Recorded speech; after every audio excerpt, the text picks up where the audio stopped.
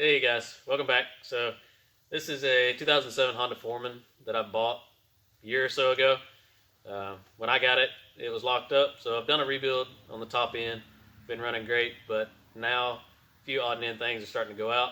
And since it's mine, I can feel okay about recording everything again, showing you how to do it and how I do it, how we do it here at the shop. But today I'm going to be putting a starter on. And starter was getting weak, and then it would only work every now and then. Now it didn't work at all. I've been having to pull start it for the last 2 months or so. Shoulder's getting tired of jerking the rope, so I'm going to put a starter on it, and I'll show you how if you want to stick around and watch. We'll see how it's done. So this one's pretty easy to swap out. It's just behind this cover. You'll probably have another plastic piece here that kind of covers for the pull rope and going back and kind of cover this hole. This one doesn't have that, so I don't have to worry about taking it off. But you'll have just some push pins, push pin there, and can't remember if there's a 10 mil bolt there or not. So if you want to, you can take it out of the way. You may not have to, but you will have to take this plastic cover off. There's a 10 mil up at the front here,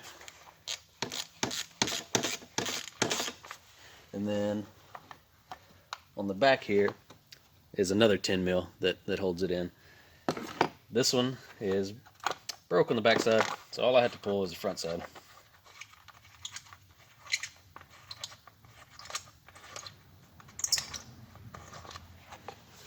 So get that out of the way, and here's your starter. This starter, a guy works for me actually did this earlier and decided I want to film it. So this is a starter that was on there. It wasn't locked up or anything, but the brushes were bad. So I ordered a new starter. The new starter that came in was for a Rubicon. Rubicon has a different tail mount back here. So instead of sending the other one back, I just said, whatever, we'll just put the brushes out of the new starter into the tail housing of the old starter. Replace brushes, bearing, all that stuff. And I know I should have filmed that too, because some people just want to rebuild them instead of replace them. But this one already had the starter.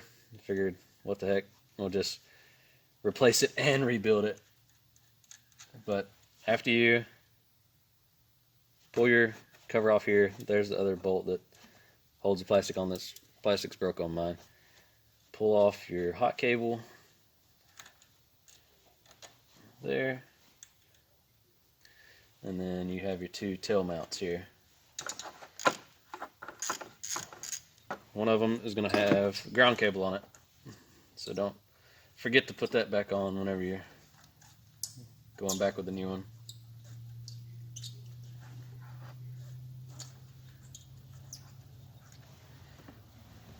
There.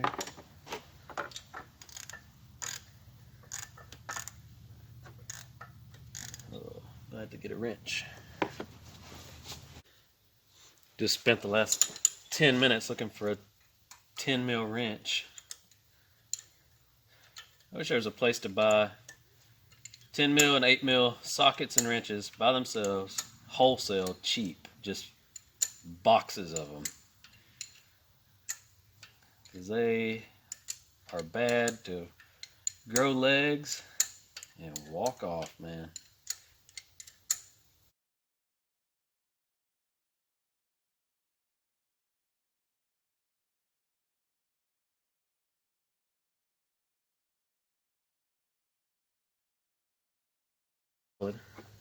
After you get your tail mounts out, just kind of wiggle it around and push it that way, and then there you go. That's your starter. But that's pretty much it. If you want to replace the brushes and the bearing and stuff, take these two off, open it up, and this is what you'll see down in that cap. You got a brush there, and brush there, and these are really worn. I don't know if you can see that. These springs here are supposed to keep them pressed forwards, but it's wore so much that it wasn't making contact, so it just wasn't doing anything. The bearing that was in the cap wasn't bad. This wasn't bad, but those brushes, they're just wore down so much. Grab your new starter. Not really any certain way it's got to line up. These are splined, but it'll kind of self-align up in there. It's not like you got to get it timed just right or nothing.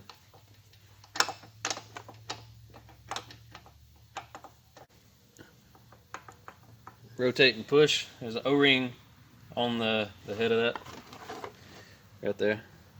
You put a little grease on there, maybe help slide in a little easier. But it's going to be tight because you don't want water or anything to go in there in case it does get submerged.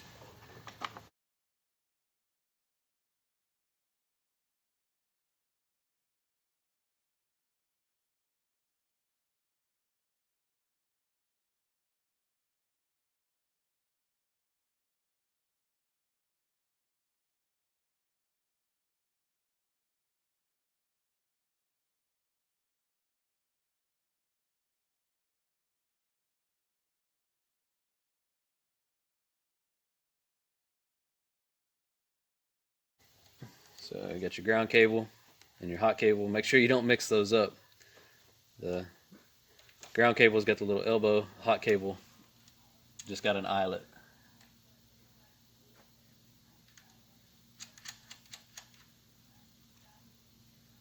There.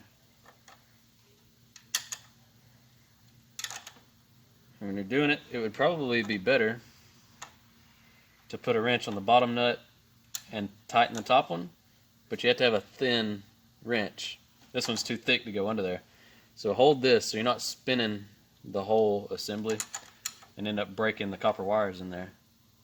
So kind of hold your hot wire and tighten the nut on top. If the whole thing starts to turn, find something to hold that bottom nut, because if you spin the whole shaft, you're going to break the wires inside the starter.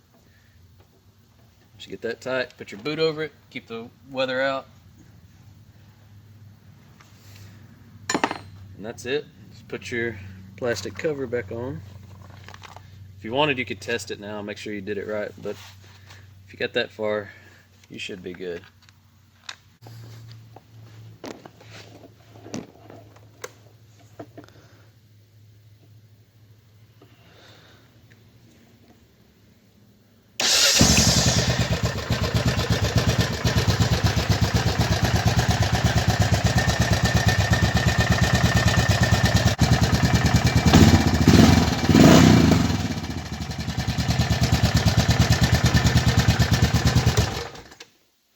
Yeah. Hey guys, so thanks for watching. I know this is a simple video, but if you don't know how to do it, maybe it'll help you. It's pretty easy, straightforward. Just a few bolts, take them out, put the new starter in. Nothing major. Thank you for watching. If it helped, give me a thumbs up, subscribe.